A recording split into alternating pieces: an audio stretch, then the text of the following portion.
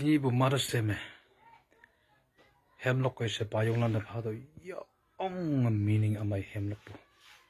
jayang atau ya sana ta yangi hayang ha to hema gambus meng bu bayo hangke iyang ngamak to besi sato yong among ha chai bu yangi ta ga ha to hem au hi chai hu chai ya hayang ha to hem ka ya yalak pa yu nyu de anyai kan bu mong jang ko yo se đâu thì nhị bài ông lúc buổi hem đâu cái kia hậu tâm nào